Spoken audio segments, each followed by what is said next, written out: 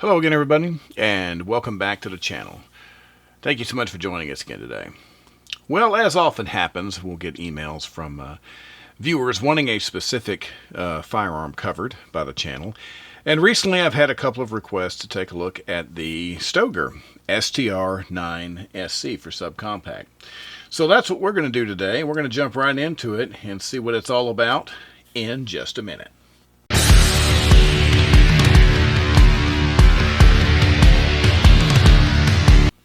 All right, once again, welcome back. Thanks for being with us today. If this is your first time coming to the channel, or if you've watched our videos before and just haven't had the chance to do so before now and you like our content, please consider subscribing.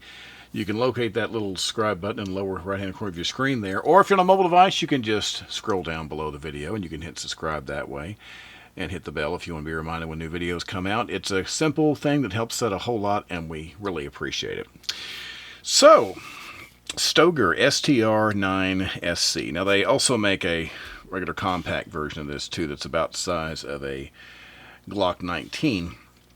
I didn't know a whole lot about Stoeger, but as it turns out, it's a Glock clone made in Turkey. It's imported by Stoeger, and this all falls under the Beretta group, Benelli, Stoeger air guns, Burris. There's all these different guns that are all made, over there in Istanbul, Turkey.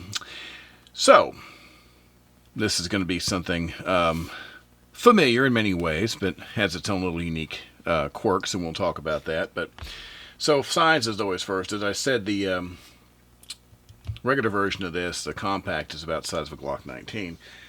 So, if you have a baby Glock, like a 26 or a 27, if you line these up side by side, you can see they're pretty close.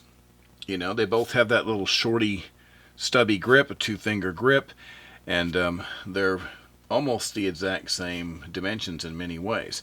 They're pretty close, and like I say, the reason I do these comparisons, this is just simply about how much bulk and weight you're going to have in the holster. And looking at these side by side, they're very similar.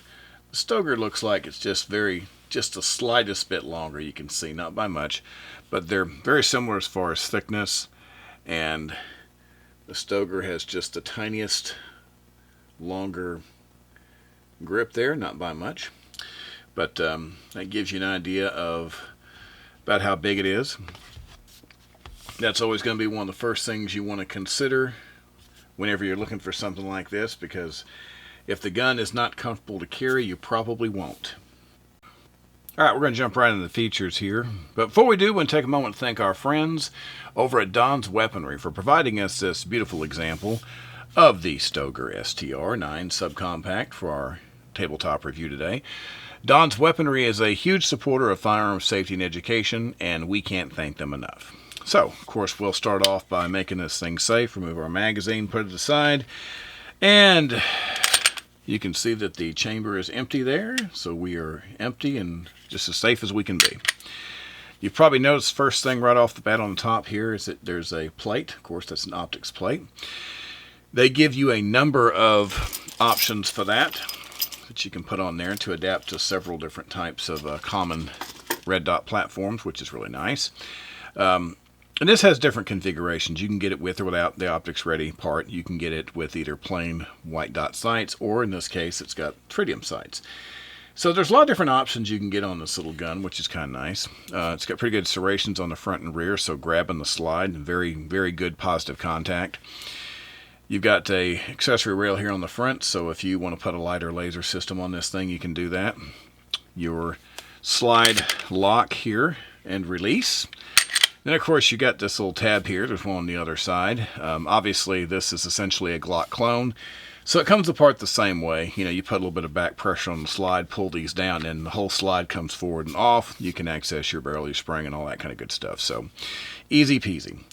Coming down here, it's got a nice trigger guard. I really like a big trigger guard, and it's not just about having big hands. I think that not having to manipulate, trying to get your finger in there whenever your fine motor skills are not going to be as reliable when you're in a hurry.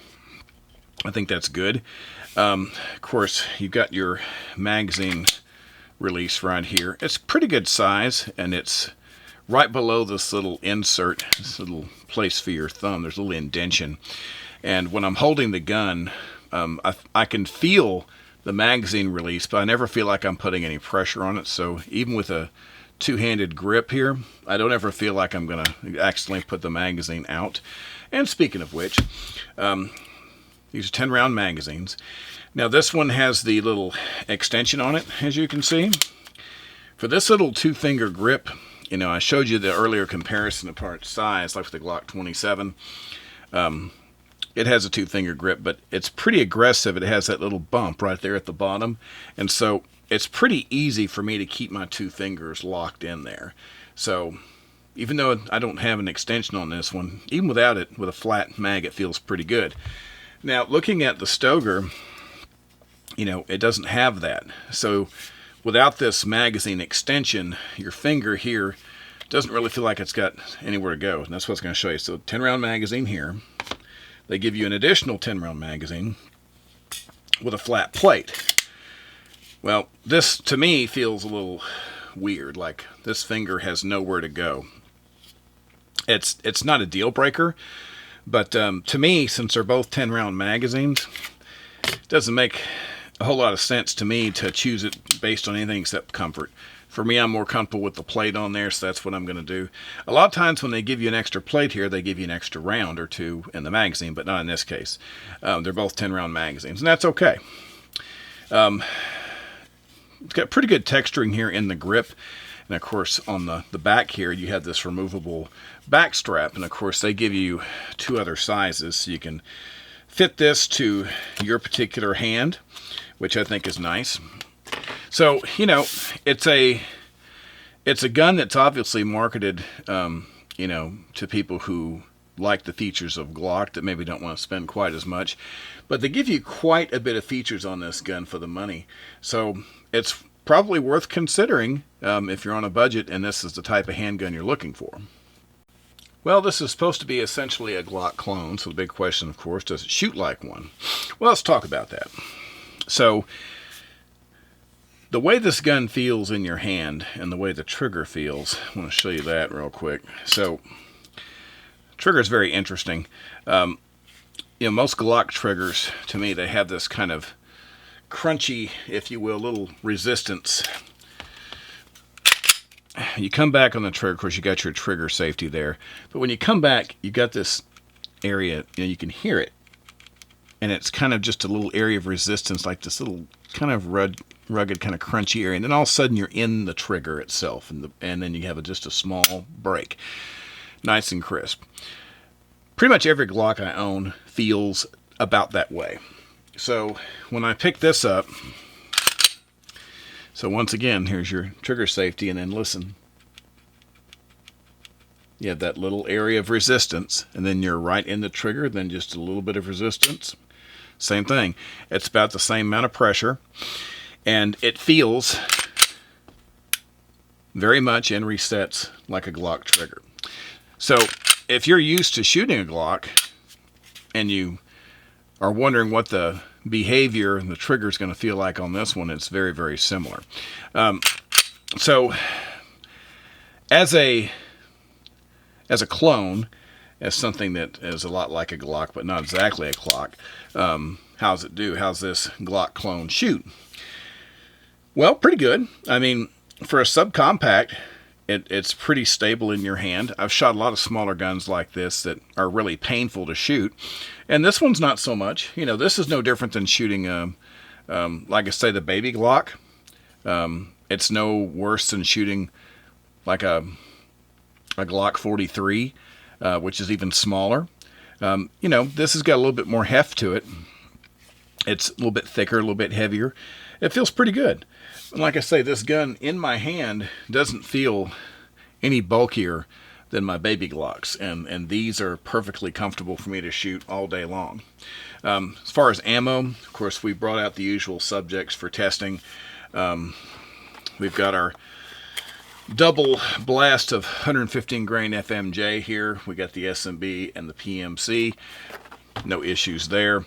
And then, of course, it wouldn't be Wouldn't be a test without breaking out the SIG V Crown, 115 and 124 respectively. Of course, the Spear Gold Dot and 124 is always going to be on deck. And like I say, most of the time, the 115 grain V Crown rules supreme. Not every time. Every once in a while I get a little bit different result. But this time, once again, the 115 SIG V Crown was king of the hill. Now this is as far as accuracy, and remember this is as far as my accuracy.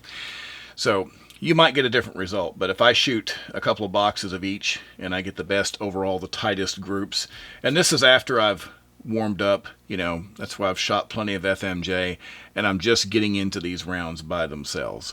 That's how I make this determination. So it doesn't appear to be very picky with ammo.